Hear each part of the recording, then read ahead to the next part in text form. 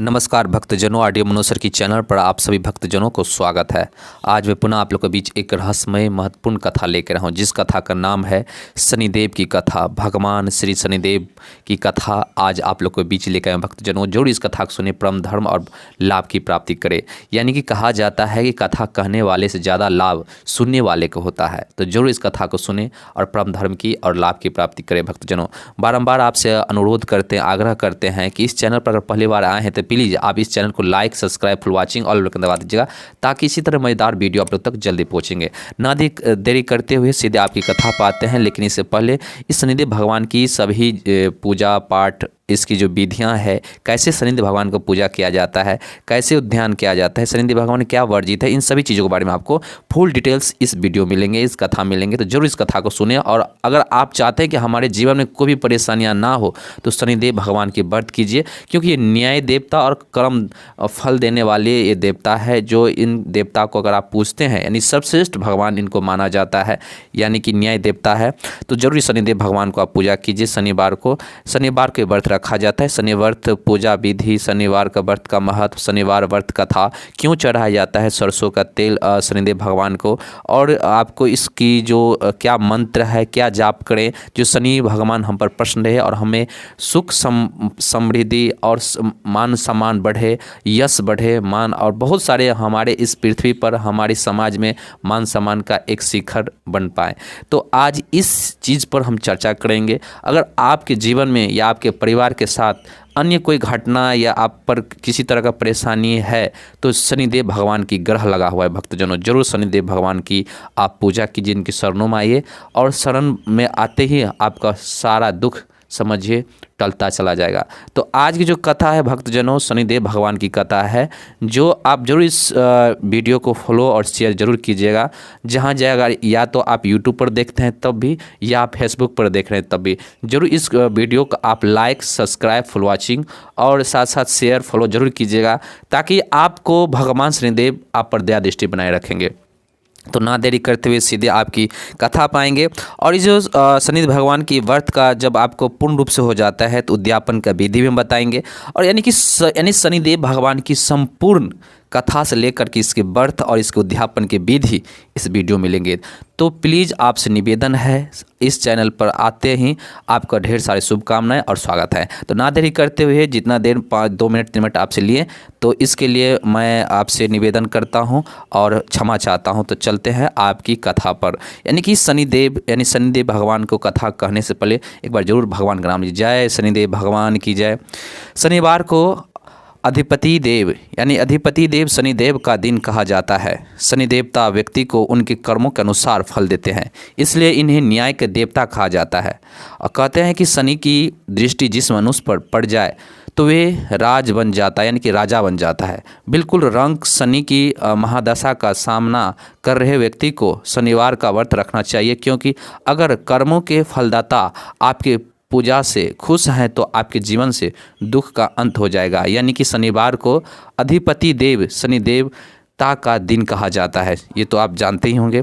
तो अगर आप शनिदेव भगवान को शनिवार को अगर पूजते हैं तो आपका सभी दुख टल जाएंगे भक्तजनों। तो जरूर इसके बाद शनिवार व्रत का पूजा और विधि के बारे में बताएंगे। शनिवार के दिन ब्रह्म मुहूर्त में उठकर नदी या कुएं के जल से स्नान करें। तत्पश्चात पीपल के वृक्ष पर जल अर्पण करें। लोहे से बनी शनि देवता की मूर्ति को पंचामृत से स्नान कराएं। फिर इस मूर्ति को चावलों से बनाए 24 दल के कमल पर स्थापित करें। इसके बाद काले तिल, फूल, धूप, काला वस्त्र और तेल आदि से पूजा करें। पूजन के दौरान शनि के इन 10 नामों का उच्चारण करें, मतलब कोनस्थ, कृष्ण, पीपला, सौरी, यम, पिंगलो, रौद्रक्तो, बभ्रू, मंद, शनैश्चर। पूजन के बाद पीपल के वृक्ष के तने पर सूत के धागे से 7 परिक्रमा करें। इसके पश्चात निम्न मंत्र से शनिदेव की प्रार्थना करें। शनैश्चरे नमोस्तुभ्यं नमोस्ते तप्थ राहवे केतवेथ नमोस्तुभ्यं सर्व शांति प्रदो भव। यानी कि ये मंत्र है, जब आप पीपल को 7 बार आप जो परिक्रमा कीजिएगा तो शनिश्चरे नमोस्तुभ्यं नमस्तते तवथ राहवे केतवेथ नमस्तुभयम सर्व शांति परदो भव, यानी इस मंत्र को आप उच्चारण कीजिएगा। यानी पीपल परिक्रमा करते हुए हम इस वीडियो में इस मंत्र को डाल देंगे। जरूर आप उतार करके याद करके इस भगवान शनिदेव भगवान को आप इस मंत्र से प्रश्न कीजिएगा, तो आपका जीवन सफल जरूर होंगे भक्तजनों। इसके बाद इसी तरह 7 शनिवार तक व्रत करते हुए शनि के प्रकोप से सुरक्षा के लिए शनिवार मंत्र की और समिधाओं यानी कि समिधाओं में राहु की कुदृष्टि से सुरक्षा के लिए दुर्वा की समिधा में, केतु से सुरक्षा के लिए केतु मंत्र में, कुशा की समिधा में कृष्ण जौ काले तिल से 108 आहुति प्रत्येक के लिए देनी चाहिए। फिर अपनी क्षमतानुसार ब्राह्मणों को भोजन आपको जरूर करवाएं तथा लोहे वस्तु धन आदि का दान करके आप दिन जो है इन मतलब शनिदेव भगवान की जो प्रश्न होता है, यानी कि आप पर से जो भी शनिदेव के ग्रह लगेंगे टल जाएंगे, यानी कि भर मन में यानी कि शनि भगवान का ध्यान करें। इस तरह शनि देव का व्रत रखने से दुर्भाग्य को भी सौभाग्य में बदल जाता है, बदल देते हैं शनि भगवान, तथा हर विपत्ति दूर होती है। तो शनिवार व्रत का महत्व जो है, तो आप सुनिए अब शनिवार का व्रत का क्या महत्व है। शनिवार के दिन व्रत करने से शनि ग्रह का दोष समाप्त हो जाता है और भविष्य में आने वाले शनि के प्रकोप से भी बचा जाता है। शनि की साढ़े साती और ढैया से छुटकारा मिलता है और बिगड़ा काम पूरा हो जाता है। इससे नौकरी और व्यापार में सफलता तो मिलती है, साथ ही साथ सुख समृद्धि मान सम्मान और धन यश की भी प्राप्ति होती है। शनिवार के दिन व्रत रखने से घर में सुख और शांति रहती है। इसके अलावा रोग से भी छुटकारा मिलता है। तो जरूर भक्तजनों ने शनिदेव भगवान की आप पूजा व्रत कीजिएगा। बार बार हम आपको वीडियो में ये निमंत्रण और ये आपको आग्रह करते हैं।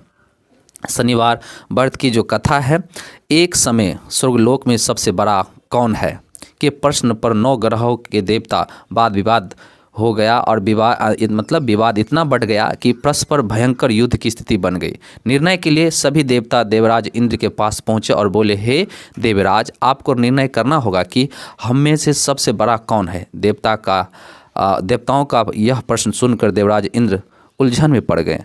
इंद्र बोले, मैं इस प्रश्न का उत्तर देने में असमर्थ हूँ। हम सभी पृथ्वी लोक में उज्जैनी नगरी में राजा विक्रमादित्य के पास चलते हैं। देवराज इंद्र सहित सभी ग्रह देवता उज्जैनी नगरी पहुँचे और इसके बाद महल में पहुंचकर जब देवता ने उनसे अपना प्रश्न पूछा तो राजा विक्रमादित्य भी कुछ देर के लिए परेशान हो उठे, क्योंकि सभी देवता अपनी अपनी शक्तियों के कारण महान थे। किसी को भी छोटा या बड़ा कह देने से उनके क्रोध के प्रकोप से भयंकर हानि पहुंच सकती थी। अचानक राजा विक्रमादित्य को एक उपाय सूझा और उन्होंने विभिन्न धातु स्वर्ण रजत यानी कि चांदी, कांसा, ताम्र और तांबा यानी सीसा, रंगा, जस्ता, अभ्रक और लोहे के 9 आसन बनाए। धातुओं के गुणों के अनुसार सभी आसनों को एक दूसरे के पीछे रखवाकर उन्होंने देवताओं को अपने अपने सिंहासन पर बैठने को कहा, यानी कि विक्रमादित्य ने कहा इसे। देवताओं के बैठने के बाद राजा विक्रमादित्य ने कहा कि आपका निर्णय तो स्वयं हो गया। जो सबसे पहले सिंहासन पर विराजमान है वही सबसे बड़ा है। राजा विक्रमादित्य के निर्णय को सुनकर शनिदेवता ने सबसे पीछे आसन पर बैठने का कारण पूछा कि राजा विक्रमादित्य के निर्णय को सुनकर शनिदेवता ने सबसे पीछे आसन पर बैठने के कारण अपने को छोटा जानकर क्रोधित होकर कहा, राजा विक्रमादित्य, तुमने मुझे सबसे पीछे बैठाकर मेरा अपमान किया है। तुम मेरी शक्तियों से परिचित नहीं हो, मैं तुम्हारा सर्वनाश कर दूंगा। शनि भगवान ने कहा, सूर्य का एक राशि पर और 1 महीने और चंद्रमा 2.25 दिन, मंगल 1.5 महीने, बुध और शुक्र 1 महीने, बृहस्पति 13 महीने रहते हैं, लेकिन मैं किसी भी राशि पर 7.5 वर्ष 7.5 तक रहता हूँ। यानी कोई भी ग्रह पर या कोई भी नक्षत्र कोई भी राशि पर मैं 60.5 साल तक मैं रहता हूँ। ये तुम ध्यान से सुन लो। बड़े बड़े देवताओं को मैंने अपने प्रकोप से प्रीत किया हूँ। राम को 7.5 के कारण ही वन में जाकर रहना पड़ा। रावण को 7.5 के ही कारण युद्ध में मृत्यु के शिकार बनना पड़ा। राजा, अब तू भी मेरे प्रकोप से नहीं बच सकेगा। इसके बाद अन्य ग्रहों के देवता तो प्रश्न के साथ चले गए, परंतु शनिदेव बड़े क्रोध के साथ वहाँ से विदा हुए। राजा विक्रमादित्य पहले की तरह ही न्याय करते रहे। उनके राज्य में सभी स्त्री पुरुष बहुत आनंद से जीवन यापन कर रहे थे। कुछ दिन ऐसे ही बीत गए। उधर शनिदेव अपने अपमान को भूले नहीं थे। विक्रमादित्य से बदला लेने के लिए एक दिन शनि देव ने घोड़े के व्यापारी का रूप धारण किया और बहुत से घोड़े के साथ उज्जैनी नगरी पहुँचे।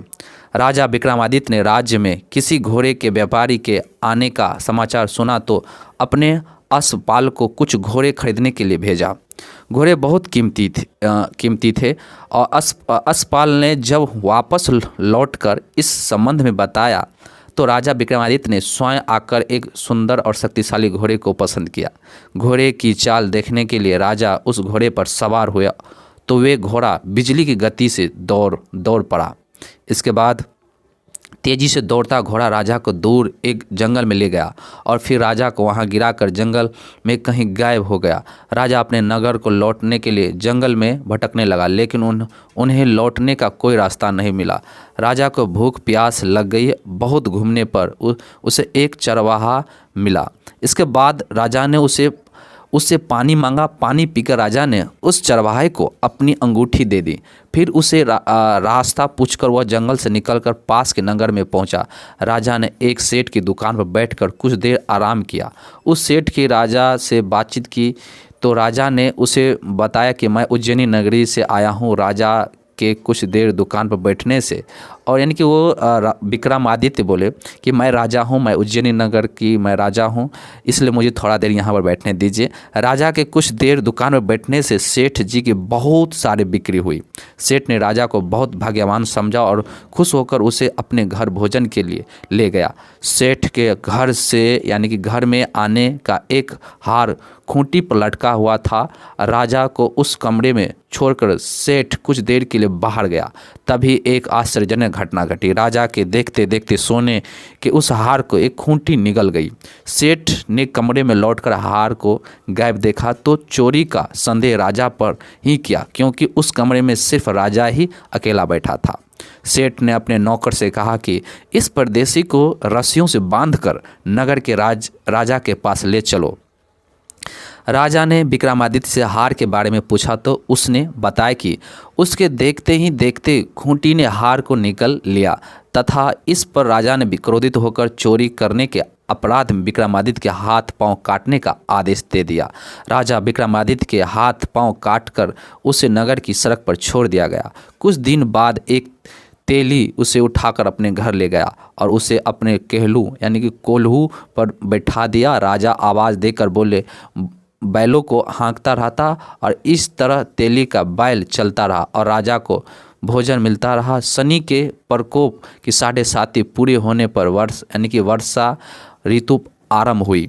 इसके बाद राजा विक्रमादित्य एक रात मल्हार गा रहा था कि तभी नगर के राजा की लड़की राजकुमारी मोहिनी रथ पर सवार उस तेली के घर के पास से गुजरी। उसने मेघ मल्हार सुना तो उसे बहुत अच्छा लगा और दासी को भेजकर गाने वाले को बुला लाने को कहा। दासी ने लौटकर राजकुमारी को अपंग राजा के बारे में सब कुछ बता दिया। राजकुमारी उसके मेघ मल्हार से बहुत यानी कि राजा ने मेघ मल्हार संगीत गाकर यानी कि उन संगीत से राजकुमारी मोहित हो गया और उस राजकुमार विक्रमादित्य की गाने को सुनकर उसको मोहित में राजा विक्रमादित्य को बुलाया। मोहित हुई, अतः उसने सब कुछ जानकर भी अपंग इसके बाद राजा से विवाह करने का निश्चय कर लिया। राजकुमारी ने अपने माता पिता से जब यह बात कही तो वे हैरान रह गए कि क्यों बेटी, एक विकलांग है, इसके कोई नहीं है, अब इनसे शादी करना चाहते हैं आप। रानी ने मोहिनी को समझाया, बेटी तेरे भाग्य में तो किसी राजा की रानी होना लिखा है, फिर तू इस अपंग से विवाह कर के अपने पांव पर कुल्हाड़ी क्यों मार रही हो।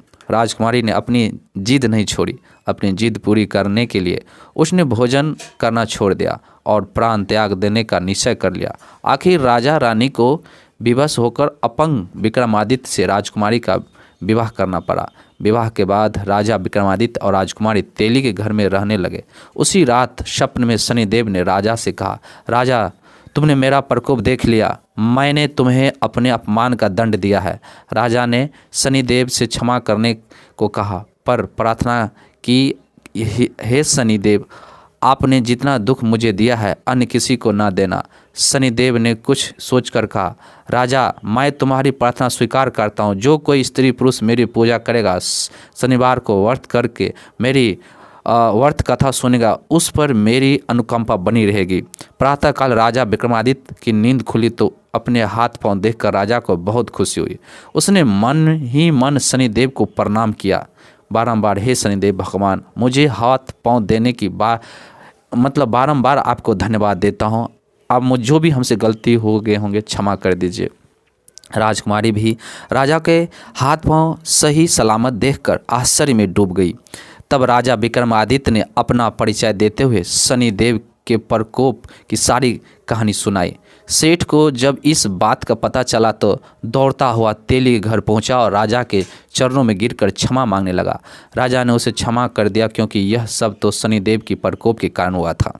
सेठ राजा को अपने घर ले गया और उससे भोजन कराया और भोजन कराते समय वहाँ एक आश्चर्यजनक घटना घटी। सबके देखते देखते उस खूंटी ने हार उगल दिया। सेठ जी ने अपनी बेटी का विवाह भी राजा के साथ कर दिया और बहुत से स्वर्ण आभूषण धन आदि देकर राजा को विदा किया। राजा विक्रमादित्य राजकुमारी मोहिनी और सेठ की बेटी के साथ उज्जैनी पहुँचे तो नगर वासियों ने हर्ष से उनका स्वागत किया।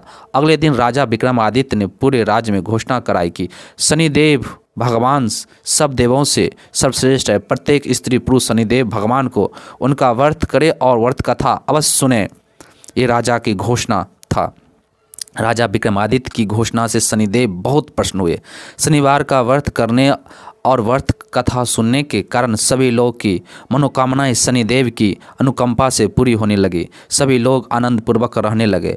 इसके बाद एक मंत्र होता है भक्तजनों, नीलांजनम सवाभाषम रविपुत्रम यमागर्जम छाया मार्तंड सभूतम तम नमामि शनिचरणम, यानी कि नीलांजनम शवाभाषम रविपुत्रम यमागर्जम छाया मार्तंड सभूतम तम नमामि शनिचरम। ये आपका मंत्र है। ये भी मंत्र आपकी वीडियो में मिल जाएंगे। जरूर इस मंत्र को कीजिएगा जिससे शनिदेव भगवान प्रसन्न होते हैं। क्योंकि इसके बाद क्यों चढ़ाया जाता है शनिदेव भगवान को तेल, इसके बारे में भी आपको कथा सुन लीजिए। कथा इस प्रकार है कि शास्त्रों के अनुसार इसकी दो मुख्य बात है। पहला जो हम आपको बता रहे हैं, फिर दूसरी बात बताएंगे शनिदेव भगवान को क्यों तेल चढ़ाया जाता है। तो कथा इस प्रकार है। शास्त्रों के अनुसार रामायण काल में एक समय शनि को अपने बल और पराक्रम पर घमंड हो गया था, यानी शनिदेव भगवान को अपने बल और पराक्रम पर घमंड हो गया था। उस काल में हनुमान जी के बल और पराक्रम की कीर्ति चारों दिशाओं में फैली हुई थी, क्योंकि राम भक्त हनुमान है और इसके सभी पराक्रम और कीर्ति जानता है। जब शनि को हनुमान जी के संबंध में जानकारी प्राप्त हुई तो शनि देव बजरंगबली से युद्ध करने के लिए निकल पड़े। एक शांत स्थान पर हनुमान जी अपने स्वामी श्री राम की भक्ति में लीन बैठे थे, यानी कि श्री राम जी को भक्ति भजन कर रहे थे हनुमान जी। तभी वहाँ शनिदेव भगवान आ गए और उन्होंने बजरंगबली को युद्ध के लिए ललकारा। युद्ध की ललकार सुनकर हनुमान जी शनिदेव को समझाने का प्रयास किया, लेकिन शनिदेव नहीं माने और युद्ध के लिए आमंत्रित करने लगे। अंत में हनुमान जी भी युद्ध के लिए तैयार हो गए। दोनों के बीच घमासान युद्ध हुआ। हनुमान जी ने शनिदेव को बुरी तरह परास्त कर दिया और युद्ध में हनुमान जी द्वारा किए गए प्रहारों से शनिदेव के पूरे शरीर में भयंकर पीड़ा हो रही थी। इस पीड़ा को दूर करने के लिए हनुमान जी से शनि को तेल दिया जाता है। इस तेल को लगाते ही शनिदेव की समस्त पीड़ा दूर हो गई। तभी से शनिदेव के तेल अर्पित करने की परंपरा प्रारंभ हुई। इसके बाद शनिदेव पर जो भी व्यक्ति तेल अर्पित करता है उसके जीवन में समस्त परेशानियां दूर हो जाते हैं और धन अभाव खत्म हो जाता है। जबकि एक अन्य कथा, मतलब दूसरा मुख्य बात भी बोले थे, यानी दूसरा जो बात है, यानी कथा के अनुसार जब भगवान की सेना ने सागर सेतु बांध लिया तब राक्षस इसे हानि न पहुंचा सके, इसके लिए पवनसुत हनुमान को उसकी देखभाल की जिम्मेदारी सौंपी गई। जब हनुमान जी शाम के समय अपने इष्टदेव राम के ध्यान में मग्न थे तभी सूर्य पुत्र शनि ने अपना काला क्रूप चेहरा बनाकर क्रोधपूर्ण कहा, हे वानर, मैं देवता में शक्तिशाली शनि भगवान हूँ, मैं शनिदेव हूँ। सुना है तुम बहुत बलशाली हो, आंखें खोलो और मेरे साथ युद्ध करो, मैं तुमसे युद्ध करना चाहता हूँ। इस पर हनुमान ने कहा हनुमान ने कहा कि हे शनिदेव, आप अभी मैं श्री राम जी का भक्त भजन कर रहा हूँ, आप मुझे बाधा ना करें।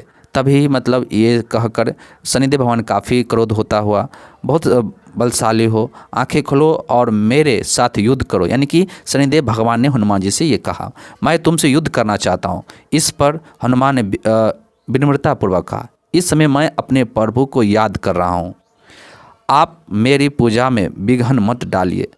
ठीक, ये कहकर चले गए, आप मेरी पूजा में विघ्न मत डालिए, आप मेरे आदरणीय है, मैं आपको आदर करता हूँ, क्योंकि आप मेरे गुरुदेव की आप लल्ला हैं, आप पुत्र हैं, आपको मैं अपना भाई जानता हूँ, मित्र जानता हूँ, मानता हूँ, इसलिए आपसे हमसे युद्ध ना करें, क्योंकि अभी के समय मैं श्री राम जी का भक्त भजन कर रहा हूँ, मेरे प्रभु मेरे इष्ट देव रुष्ट हो जाएंगे।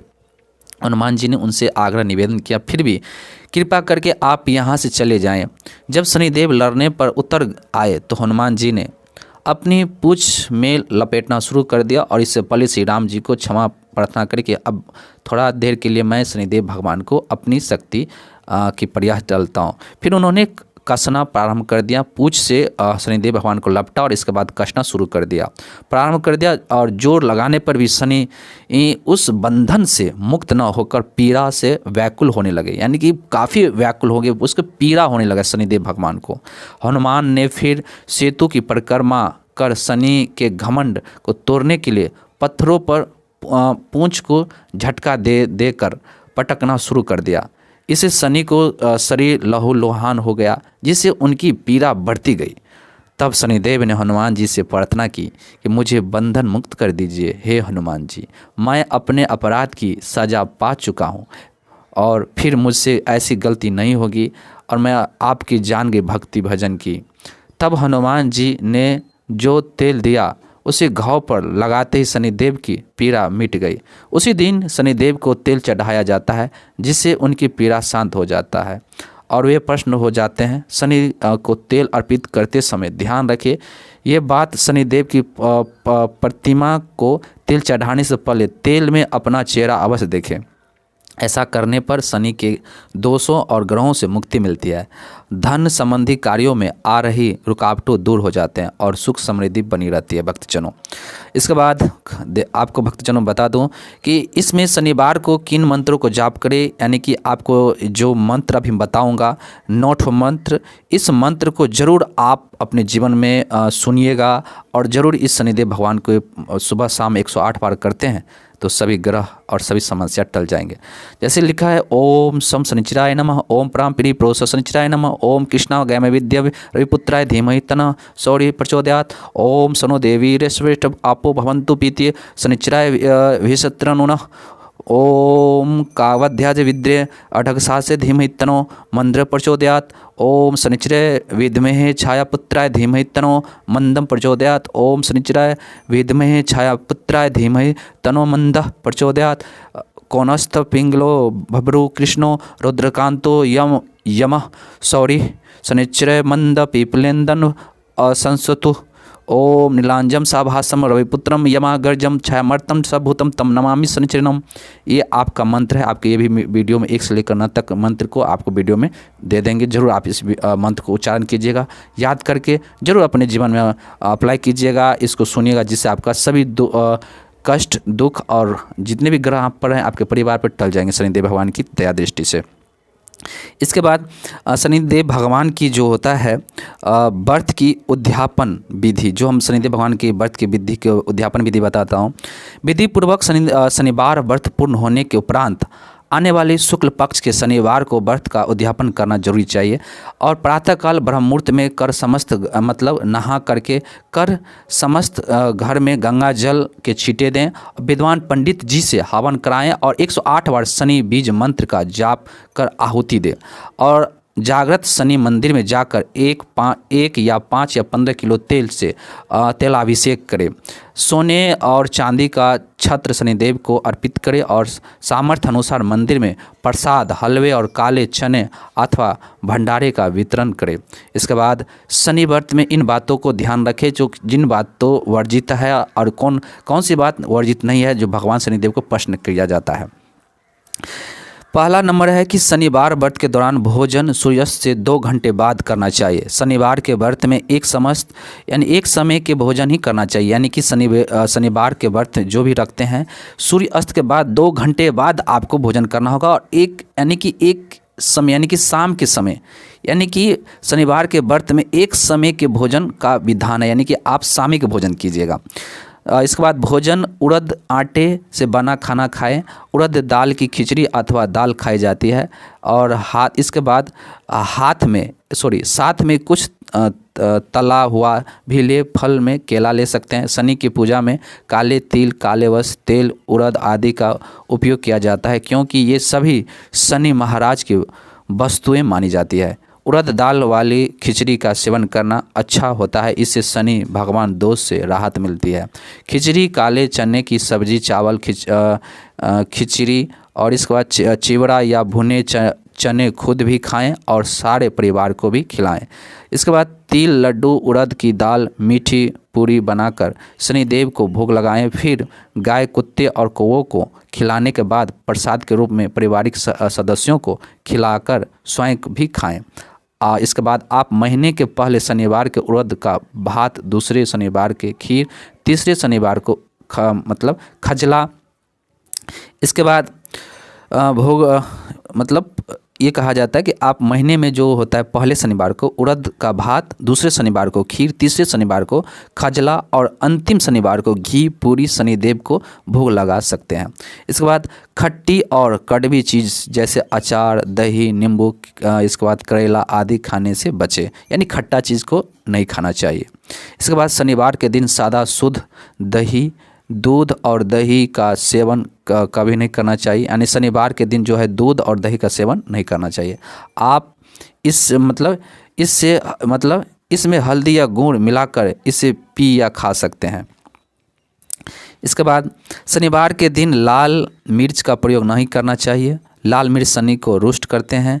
शनिवार के दिन चना, उड़द और मूंग की दाल खा सकते हैं, लेकिन जितना हो सके उतना मसूर की दाल खाने से बचे। यह मंगल से प्रभावित होता है। मंगल शनि के दोष को उत्तेजित कर सकता है। व्रत वाले दिन मांस, तंबाकू, सिगरेट और अन्य व्यसन से दूर रहें। इस दिन शराब से दूर रहें। शनिवार को शराब पीने से कुंडली में शुभ शनि होने पर भी शुभ फल नहीं मिल पाता है, दुर्घटना की आशंका बढ़ जाता है। इसके बाद कहा जाता है कि ज्योतिष शास्त्र के अनुसार शनिवार को कभी भी पीला भोजन नहीं करना चाहिए, क्योंकि ये बृहस्पति देव का अन्न माना जाता है और शनि एवं गुरु में नहीं बनती है, इसलिए इसे खाने से व्यक्ति के जीवन में कठिनाई आ सकती है।